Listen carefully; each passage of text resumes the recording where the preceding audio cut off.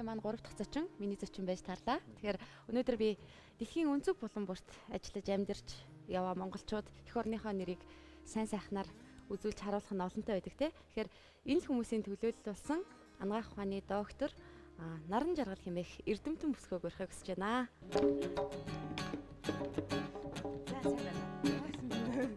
Сайн байна уу?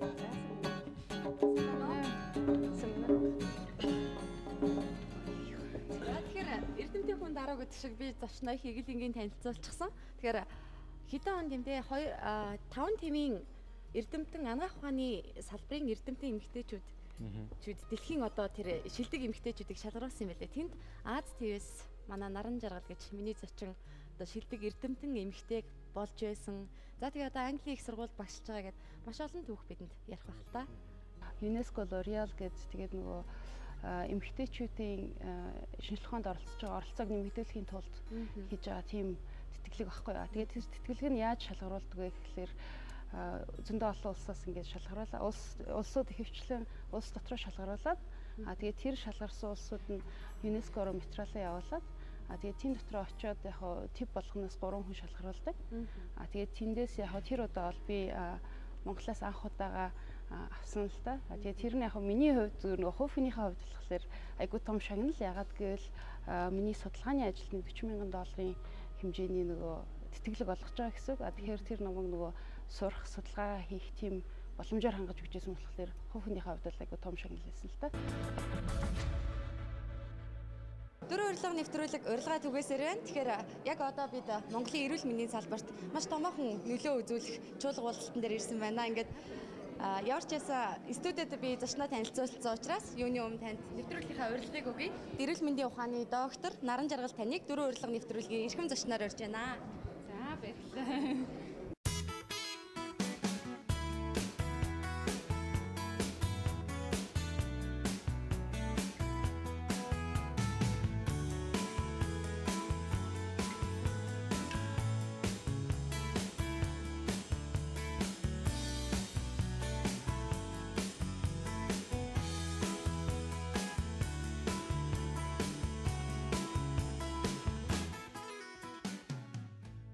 Тэгээд би таныг олж авах гэж маш их өөцлөө л дээ. Тэгээд 4 хоногийн хугацаатай Монголд ирсэн гэж сонссон. Ажил хэрэг байна? Зөндөл ажилтай байна. Гүгээд л байна. Өнөөдөр жишээ нь ямар уулзалт болж байгаа юм бэ? Энд өнөөдөр бид нөгөө хепатит Б болон С-ийн халдвар тархалтын талаар тэгээд энд одоо манайхан чухамдаа цаашдаа юу хийх юм, өнөөгийн байдал нь ямар байгаа юм гэд мэрэгчлэлтэндээ цуглуулсан одоо ярьчих. Ер нь энэ эдийн засгийн форумд та бас нэлээд оролцох шиг боллоо тийм ээ? Сэтгэл хэр байна? Яг зорьсон ажил чинь биелж байна уу? Битэж байна? Битэж байна. Ерөнхийдөө бол бид нөгөө энэ хепатит Б, С вирус болон тэрний холбоотой өвчлөл их өндөр байна. Одоо энэ дээр одоо чухамдаа бид нар юу хийх ёстой юм? Тэгээд засгийн газраас энэ эрүүл мэндийн яамнаас анхаарал тавьж ингээ юм хийх ёстой гэд яриа хийгээд явцгааж байна. Тэгээд үнэхээр одоо засгийн газраас ч гэсэн эрүүл мэндийн яамнаас ч гэсэн их чухал асуудлаа ингээд анхаарал тавьж ажиллая гэсэн тийм байр суурьтай. Тэгээд ерөнхийдөө бол одоо миний харж байгаагаар бол нийгэмд ч гэсэн энэ дээр анхаарал тавья, ажиллая. Одоо бидний ярьж байгаа энгийн хүнээс ахуулаад сайд дарга нар бүгдээрээ л ерөнхийдөө цогтой ингээд хамтраад ажиллая. Одоо энэ дээр үнэхээр юм хийх хэрэгтэй байна гэсэн тийм юм ярьцгааж байна. За баярлалаа. Тэгээд ямар ч тач маргааш онгоцоор буцах гэж байгаа юм байна шүү дээ, тийм ээ. Тэгээд нэвтрүүлгийн маань урилгыг хүлээж авч бидэнд бас манай үзэгчтэй уулзах боломжийг олгосонд баярлалаа. Тэгээд студиуд бол баярлалаа. Амжилт хүсье. За баярлалаа. Манай энэ өдрийн нэвтрүүлгийн эхний зочин их сайхан их орондоо бас их богинохоо хугацаар ирсэн үеит нь амжиж одоо жохоо зочноор ирсэн. Түүн шиг бас өөрөө удахгүй буцаад ниснэ гэж байгаа шүү дээ, тийм ээ. Богинохоо хугацаанд сая эдийн засгийн чуулганд оролцох гээд ирсэн үү? Тийм би энд нөгөө Монголд болохоор нэг төрийн бас байгууллагатай байхгүй. Оном сан гэх хөгжлийн төлөө оном сан гэх тэрүүний гүйцэтгэх захирал хийж байгаа. Тэгээд тэнд манайхан юуны Монгол улстайгаа вирус хепатитийн талаарх судалгаа хийж байгаа. Тэгээ вирус хепатитийн талаар ерөнхийдөө нэлээд их ажил хийхээр төлөвлөж байгаа. Тэгээ тэр талаараа бид нэр эдийн засгийн форумд бас нэг хэсэгт нь одоо нөгөө энэ асуудлыг ерөнхийдөө гаргаж тавиад тэгээ тэр талаар мэдээлэл хийгээд хүмүүсийнхаа дунд нөгөө хэлэлцүүлэг хийсэн тийм юм байна. Тэгээ яг вирус гепатит гэдэг чинь болохоор ерөөхдөө айгүй том асуудал болж байгаа л да манай Монголд өнөөгийн байдлаар бол тэгээд тэрүүнийхээ бас зөвхөн эрүүл мэндийн талаас биш энэ чинь бол зөвхөн хувь хүнд гэхэд хувь хүндээ эдийн засгийн айгүй хөндөр зардал гардаг. Нөгөө талаасаа улсад маань бас одоо чухам бага эдийн засгтэр их дарамт болохоор тийм байгаа тэр талаас нь авч ярилцсан байгаа.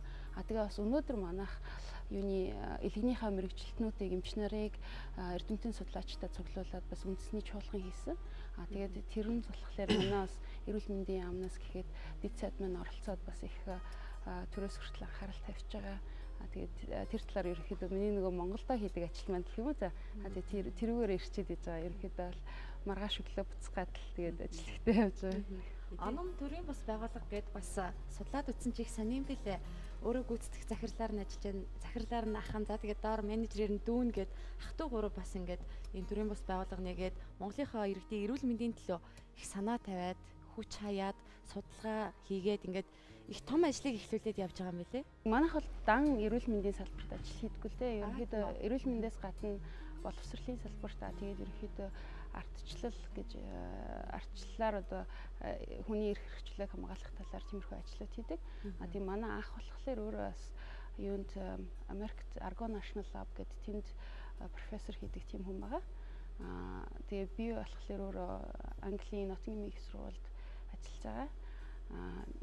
Манай дүү ерөөхдөө яг өөрөө нөгөө хүмүүс магадгүй санджиж магадгүй wireless charger гэдэг тэрүүний хийгээд Америкийн зах зээлд гаргахаар ажиллаж байгаа тийм хүүхдэд гэдгийг. Тэгээд тэр нөгөө орлогоосоо орж ирж байгаа мөнгнөөс хүмүүсийн сайн сайхан зориулах гэсэн маркаар тэр нөгөө сангийнхаа ажил дээр бид нэр ингээд юмнуудаа хийгээ явдаг. Тэгээд яг биднээс гадна нэлийн одоо гадаад олон жил амьдарчлаа бас яг Монголда юм хийхийг нэлийн хүсч зорж явдаг.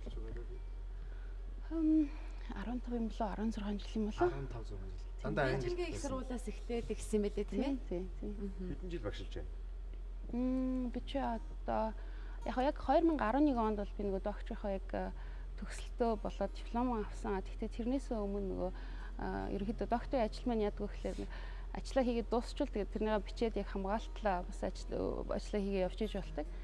Тэгээд тэр болохоор нэг 2009 оноос эхлээд нөгөө оюутнуудаа багшлаад сурталчааныхаа ажлыг хийгээ тэгээ явж байгаа. Яг би эрүүл мэндийн салбарын мэдлэг жоох муутайш магадгүй л дээ. Би эхнээс нь дуустал нь ерөөсөө вирус гепатит гэж ямар учиртай болох юм ойлгосонгүй л дээ. Юу гэсэн үг болох гэж ойлгохгүй байна л да.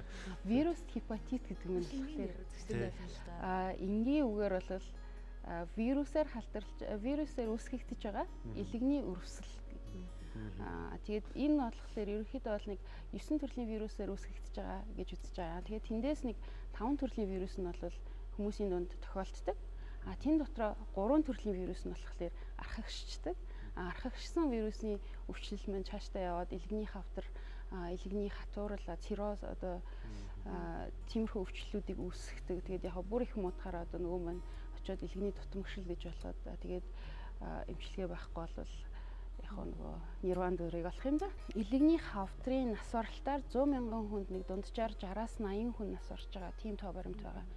Тэгээд тэр нь болохоор дэлхийнхаа дунджийг аваад үзэх юм бол нэг 9 хүн нас ордог гэсэн тийм тоо баримттай. Тэгээд ингээд бодглохлоор чинь манайх нэг 7-8 дахин их байгаа байхгүй дэлхийн дунджаас. Тийм болохоор манайх бол үнэхээр одоо элэгний хавтраар бол их тэргүүлж байгаа. Тэгээд элэгний хавтрын маань гол үүсгэж байгаа хүчин зүйл нь бол энэ нэг архаг гепатитүүд. Эрэг мэдээлэх юм бол одоо манай элэгний мэрэгчлэтнүүд маань тэгээд яам тамгын газар ерөнхийдөө бүгдээрээ одоо энэ дээр хүч нийлүүлэлт ажиллая гэсэн тийм л одоо зорилготой байна. Тэгээд ямар ч гэсэн ингэ ажиллахад боломжтой. Тэгээд хамгийн одоо сайн юм гэх юм бол одоо нөгөө шинжлэх ухааны технологи тэр одоо биотехнологи гэдэг маань маш их сайн хөгжөөд одоос нэг 3 сарын өмнө юм да юу яасан.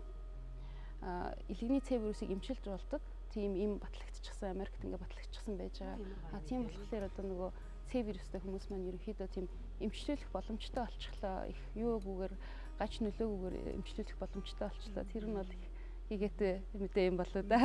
Одоо та ажиллаж байгаа ажлынхаа тухай бидэнд суучлаач. Магадгүй тэнд Монгол эрдэмтэн эмэгтэй Англи их сургуульд багшиж байна гэхээр тэнд бас сонирхолтой байдаг гэж магадгүй л юм. би ерөнхийдөө бол нэг Mariah Pratt гэдэг нөгөө манайхан чи Mariah-ны зураг авахлаа гэж ярьдаг шүү дээ. Тийм Mariah. Тэгээд тэрэн дотроо айгүй их тийм олон төрлийн үйл ажиллагааг мэдэрч чадах тийм боломжтой. Тэгээд тэрний нэг хэсэг нь болохоор яг англиараа бол functional Mariah гэж байгаа юм л да. Тэгээд тэр нь яадгүй гэхээр одоо жишээлхэд би ингээд нэг зураг хараад ч юм эсвэл одоо ингээд би гар хуруугаа хөдлөглөө шүү дээ тий. Тэгээд нэг гар хуруугаа хөдлөж байхад нөгөө Mariah-ха зургийг авч байгаа л тэгээд би нэг 30 секунд хөдлөхгүй тий. Дахиад нэг 30 секунд хөдлөөд ингээд ахаад тэр нөгөө зурагнаас миний тархины аль хэсэгт яг одоо миний нөгөө гарыг хөдлөж байгаа хэсэг ажиллаж байгаа юм бэ гэдгийг мэдэх тийм боломжтой байдаг. Маш нарийн юм байна тийм ээ. Тэрүүнийг одоо жишээлхэд юу гэдгийг хүний яг одоо бодох сэтгэх үйл ажиллагаа ямар хөө байдлаар явдаг юм бэ? Аль эсвэл одоо жишээлхэд юу гэдгийг би надад ингээд нэг хүний зураг харууллаа шүү дээ. Тэр хүн маань одоо юу гэдгийг их өвдөжээлээ гэж бодъё. Одоо зурган дээр магадгүй ингээд нүүрлүү нь одоо зүүм үгээр хатгаж идэх ч юм уу те. Эсвэл өөр нэг зураг харуулаад тэр хүн маань ингээд их баяр баясгалантай байлаа гэхэд миний тархинд өөр нөгөө нэг тийм сэтгэл төрнө. Тэгээд тэр төрж байгаа сэтгэлийг жишээлхэд тэр баяр баясгалантайг хараад миний яг тархины аль хэсгүүд ажиллаж гин үү? Эсвэл нөгөө баяр баясгалангүй хараад тархины аль хэсгүүд ажиллаж гин үү? Тэгээд тэр нь одоо хүний нөгөө өвчин, зовлон тэрнтэй яаж холбогддог гэдэг ч юм уу. Тиймэрхүү нэг тархины үйл ажиллагааны судалгаа хийдэг. Яг энэ дээр асуухад одоо манай Монголд ингээд энэ Facebook орчинд аимшигтай зураг явдаг байхгүй. Одоо хүүхдүүд ингээд яатчихсан, зурчихсан ч гэдэг юм уу те. Тэр ингээд олон шеэрлэгдэл хүмүүс ингээд хараад байж идэг. Тэгэхээр энэ тархины аль хэсэгт нь нөлөөлөд тэр хүнд ямар муу дагавар авчиж болох вэ? Яг ямар нөлөө үзүүлдгийг би бол судалдаггүй. Би ямар юм судалдаг вэ гэхээр чухамдаа яг тархины аль хэсгүүд нөлөөтэй. Яг хүн яагаад тийм юм бий болдгийг нөгөө яг юу утгаар нь судалдаг байхгүй одоо суурь судалгааны шинжлэх ухаан гэж нэрлэж байгаа юм л да. Тэгээд тэр нь одоо хэрвээ өөрчлөлтөнд орчвол дараагаар нөгөө ямар хөө өвчин болдгийг тий. Одоо жишээлхэд юу гэдгийг нөгөө сэтгэлээр унах өвчин гэдэг ч юм уу тий. Тиймэрхүү өвчинд бид нөгөө сүүлд нь эмчилгээ хийхэд ямар хөө байдлаар хандах ёстой гэсэн тэр үүднээс нь эхлээд нөгөө тэр яг тархиныхаа үйл ажиллагааг ойлгох гэсэн утгаас нь судалдаг байхгүй. Тэгээд сууд ухаантнууд чинь тархиныхаа ердөө 1% ашигласан байдгийн гинлээ. Тэгэхээр бид бол баг энэ тархийг ажилуулдаггүй юм биш үү гэсэн ойлголт өгдөг. Тэр үнэн үү? Тэр ерөөхдөө буруу ойлголт л дээ. Ганцхан хувь ашигладаг ч гэдэг ч юм уу. Аль эсвэл одоо нөгөө юу гэдгийг те суутхан болохоор айгүй их том тархитай өдр гэдэг. Тэр бол амар тийм механик ойлголт байхгүй юу? Бид нар ч одоо ингээл жишээлбэл би одоо юм ярьж байхдаа тархиныхаа бүхэл хэсгийг ажилуулж байгаа. Миний одоо нөгөө ой санамжнаас гарч ирж байгаа тийм үг бий болгож байгаа. Яг энэ нөгөө одоо жишээлбэл амийг хөдөлгөөн ярьж байгаа. Тэр болгонд ч л тархины бүх хэсгүүд ажиллаж байгаа. Тэгтээ яг хаа тархины нөгөө хийж байгаа барьж байгаа ажилласаа болоод одоо юу гэдгийг жишээлхэд ингээд ном уншаад ч юм уу англи хэл сураад ч юм уу одоо тийм юм хийж штэ тий. Тэр болгонд хүний тархины хэсгүүдийн хоорондын тэр нөгөө олон хэсгүүд хоорондоо их нөгөө ажиллагаатай болоод тэрнийхээ хэрээр хүний тархины нөгөө үйл ажиллагаа сайжирдаг. Тэгэхгүй хэрвээ одоо юу гэдгийг ерөөсөө юм ингээд юм асуухад жишээлхэд боддггүй ч юм уу те. Эсвэл одоо өөртөө ерөөсөө тийм тархи ажилуулах юм хийхгүй байвал тэр тархи маань яг л нөгөө булчин шүрмэс шиг ажиллагаагүй болоо тэгээд тэр нөгөө юм сурахтаа удаан болдог. Тархиг нь хаард дүүрсэн мэн гэдэг ч юм уу гэж яриад байсан тий. Дүүрдэг үү? Тийм байхгүй. Дүүрх юм бол яг одоо санах хойг хадгалдаг тархины хэмжээ хүний тархины хэмжээний хэдий үгэзэлтэй юм. Хүний санах хой ерөөсөө тэр нь бол хязгаар байхгүй. Тэр одоо жишээлхэд хүмтгэр байтгаа өмнөх одоо шинжлэх ухааны ойлголтоор бол юу гэж хэлдэг гэсэн бэ гэхээр хүний тархи чинь ерөөсөө юу ядгүй маа энэ мэдрэлийн систем чинь ерөөсөө нөхөн төлждөггүй гэж ойлгодог гэсэн байхгүй. Одоо сүүлийн хэдэн жил бол нөхөн төлждөг. Тэр байтгаа бид нар одоо ингээд шинээр юм сурах болгоно шинэ эсүүд бий болдог. Тэгээд одоо юм тогтооно гэдэг чинь бол бас сайн хэрэг те. Тэрнтэй холбоотойгоор одоо тархинд нөгөө хард өргөж биш харин ч одоо улам нөгөө цаашаа өөрөө нэмэгдээд ингээд хартаа томруулаад явдаг гэж ойлгож байна. Хүмүүс буруу юм тий. Манай нэвтрүүлэгтээс дунд тархины тухай ойлголт бидэнд өгсөн тийм ээ. Дунд тархи гэж бас их сонирхолтой зүйл юм л шүү. Ерөөсөө шинжлэх ухааны одоогийн байгаа байдал бол бид нар яг тархийг сайн ойлгож дуусаагүй. Тийм үү. Дуусах болоогүй. Мэдээж арх тамхич гэдэг юм уу тийм ээ. Жишээлбэл арх уугаад одоо согтоод унахад хэдэн саяараа тархины эс хүчээдэг гэдэг ч юм уу. Яг тамхи татж байгаа гişин хэдэн сая нүхдэг ч гэдэг юм уу. Ийм статистик би өмнөөс хаа нэгтгээс олж уншижсэн юм л да. Энэ бодтой юу? Тийм юм бол яг бий л дээ. Гэхдээ би одоо яг чухамдаа тэр одоо хичнээн саяар насвартай гэдэг тэр нэг тоомог нь бол мэдэхгүй байна үнэндээ. ч одоо миний яг судалгааны тэр юу биш л дээ чиглэл биш. Тэгээ яг нөгөө талаас болохоор энэ нөгөө гол нь юу байхгүй одоо хүний нөгөө амьдралын хэв маяг гэж штэ тий. Жишээлхэд архиугаал тамхитал тийм юм гол юм зориулаад байгаа хүн чинь тархиа хөгжүүлэхэд ерөөсөө цаг зарахгүй байгаа байхгүй. Тэгээ тэрнтэйгээ холбоотойгоор нөгөө тархиныхад хэрэглээ багсснаас болоод бас жоохон мууддаг тал байна л да. Тий. Одоо хилийн чандад амьдардаг хин нэгнтэй ярилцлага хийх болгондоо ер нь дөрөв ярилцлага юм нэг байнгын асуулт болчих л те. Хизээ ирэх вэ гэдэг. Магадгүй та тэндээ өргөжлүүлээд тий хизээ Монголд ирэх вэ? Ирэх вэ гэж асууснаас би нэр Герман руу нүүх гэж байгааг сонссон. Газар зүгээр болоод ойртоод байгаа байхгүй. Гэхдээ яг нэг тийм яг тийм миний бодож байгаагаар бол заавалчгүй тэгэж нөгөө газар зүйн хувьд одоо жишээлбэл би заавалчгүй энд байж Монголд ажил хийх шаардлагагүй. Одоо жишээлбэл манай сан ямархуу байдлаар ажилладаг вэ гэхээр одоо Америкт сууж байгаа хүмүүс маань Англид байж байгаа би одоо тэгэл манай Монголын баг бид нэр суугаад Skype-аар хурлаа хийгээл видео конференс хийгээл ажлаа яг л Монголд байгаа юм шиг явуулж чаддаг тийм. Тэгэхээр юм уу байдаг шүү дээ. Би минь тэр жигсэндээ сэтгэл минь эндэгдэг тэр л юм байна л да тийм ээ. Тэгээд энэ ах トゥ гурав бас ингээд нэг зорилгоор нэгдсэн байгаа надад их гайхалтай санагдсан. Тэгээ гуруулаа гурван өөр газар байгаад идэг. Тийм. Тэг яг манай гэр бүл тийм одоо их хоорондоо нээлттэй. Хаана хайлан бэ? Говьтой. Зөв. Би юунд Алтайд 10 жилээ төгсөөд тэгээд энд ангаагт сурч байгаа. Тэгээд эндээсээ Бээжингийн их сургуулийн ангаахын салбарт явсан. Тэгээд ерөөхдөө тэндээсээ тэгэл за тэгээд урилгын манд хүлээн авч бас бидэнд цаг зав гаргаж ирсэнд баярлалаа. Тэгээд хийх зүйлийн тухай асуусангүй тодорхой байлаа тийм ээ. Эх орныхоо төлөө, эрүүл мэндийн салбар, чин тогтолцооны төлөө юу хийх гэж байгаа нь үнэхээр тодорхой байлаа. Тэгээд баярлалаа. Баярлалаа. Зочин маань 4 хоногийн хугацаатай ирсэн. Ямар ч байсан ийм сайхан эрдэмтэн эмэгтэй эх орныхоо нэрийг гаргаад ингээд хилийн чандад ажиллаж амьдарч зоригтой тэмүүлэлтэй явж байгаа гэдгийг бид үзүүлж чадсан байх гэж бодож байна.